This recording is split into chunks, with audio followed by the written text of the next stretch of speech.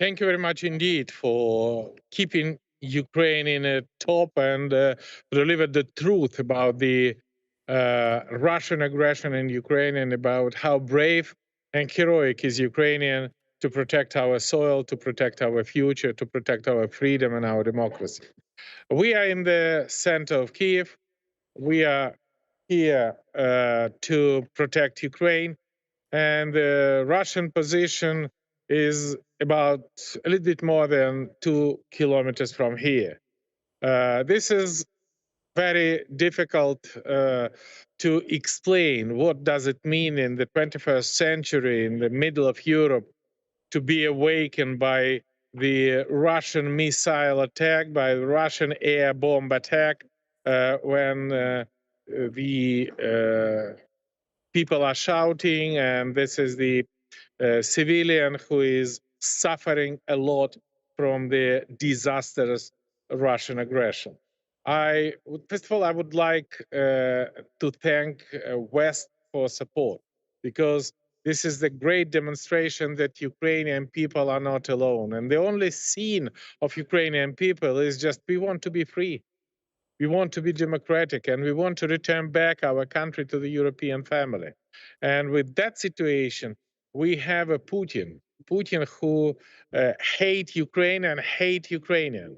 And with that situation, he launched an aggression, and for the last 72 hours, more than 3,000 Russians were killed, more than 20 planes were hit, more than 100 tanks were destroyed, and more than 1,000 armed personnel carrier was destroyed. And this is the demonstration how Ukrainian army, how Ukrainian soldiers, and how Ukrainian people is absolutely cancel, break Putin's scenario of blitzkrieg. We again demonstrate that despite of the fact that we were not prepared for this aggression, Ukrainian people are definitely not accept Putin. And we make a decision that civilian members of the battalion of the territorial defense receive the weapons. And today in the Kiev, the Putin will meet hell.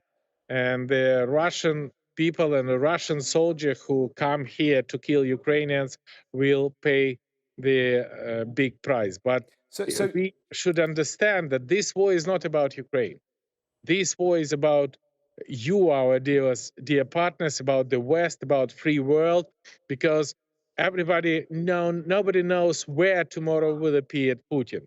And that's why your assistance, your effective contradiction to the Putin's aggression is vital for us, Ukraine.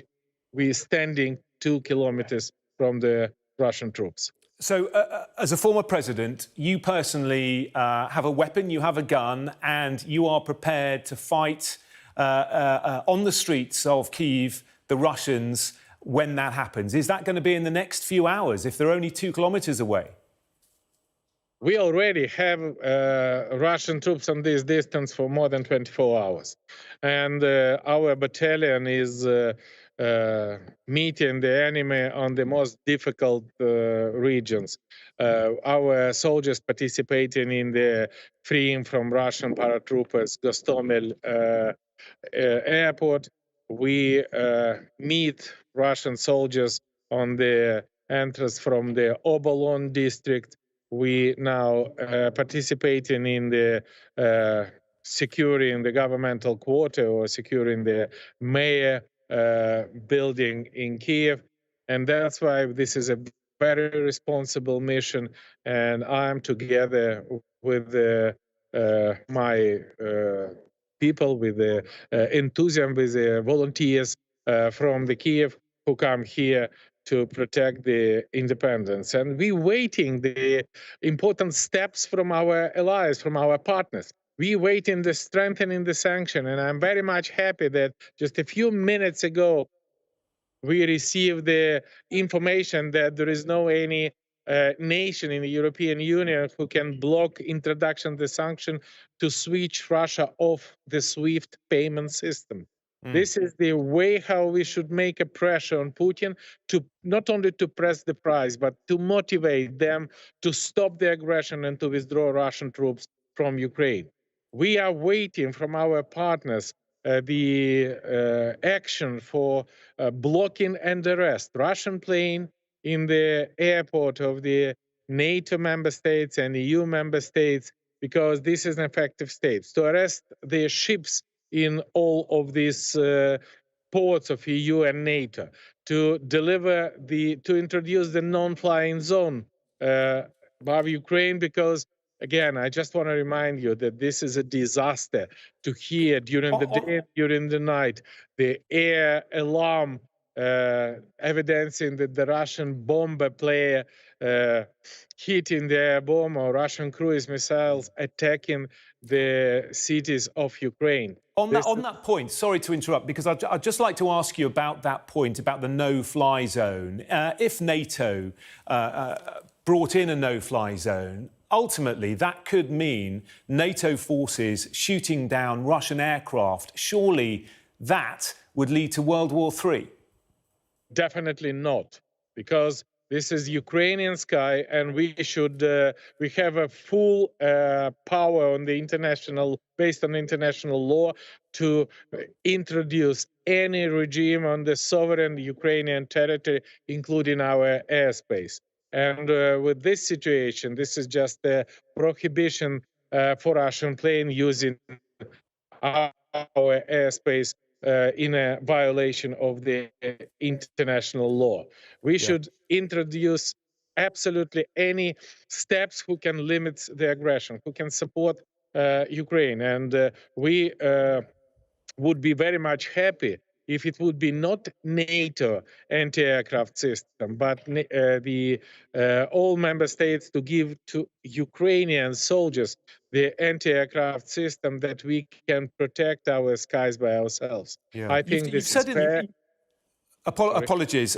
You've said recently that Putin is not only mad, but he is evil as well. And you've already alluded to the fact that this may well not stop at Ukraine. Does he have ambitions beyond Ukraine? Definitely, yes. And this is absolutely different understanding what's happening in Ukraine in year 2014 and what's happening in year 2022, because Putin he lives in the borders of the Warsaw Pact. For him, the borders of Russia finishing, for example, in Dresden, when he served as a KGB agent during his KGB career. But I have a feeling that he still remained the KGB officer. And this is his understanding of the world order. And world order for him is a Russian order. And no nation can feel themselves in the security if they have a Putin as his neighbor. So with this situation, that can be, I don't know, Baltic states, Poland, Romania, Bulgaria. But the real place for Putin is not Central and Eastern Europe. The real place for Putin is the military tribunal in Hague. And this should be responsibility for the dozens of thousands of Ukrainians which were killed directly by Putin order. And finally, are you holding a weapon now? Do you have a weapon in your hands? When do you fear that you're going to have to use it? I don't have a weapon in my hand yet, but I have it with me. And I do it with a great pleasure to protect Ukraine. And if we do not attack anybody, we do not do anything who can harm any country or any territory. But definitely we do our best that to protect our future, because our future is a future as a member of European Union. Our future is a future as a member of NATO. And definitely we should use any opportunity to protect our people, to protect our soil. I have with me this, by the way, Austrian weapons as Glock. But this is not our main strength. We think that the decisiveness of our soldiers, decisiveness of our armed forces, decisiveness of our soldiers who attack Russian tank, by the way, by the American Javelin, by the British and Swedish and Love, and significant number of the Russian tank who were destroyed during the last 72 hours is because of your assistance. Please increase your assistance. Please, we need the protection armored jacket. We need the helmet. We need the anti-tank. We need anti-aircraft.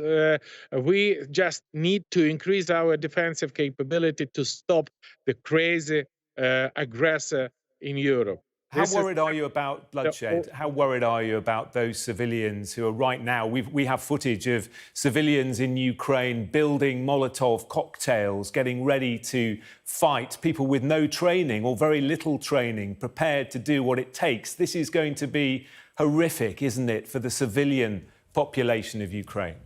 No. Look, because we live in this condition for already 8 years. We have a war, not a frozen conflict, but the hot war we have. And the Ukrainian peasant pays an enormous price. We know who is the Russian aggressor. Putin said that in Ukraine, the people will meet Russian soldiers with the flowers. And preparing the Molotov cocktail, this is the flowers for Putin. And definitely, this is our soil. This is our country. This is our people.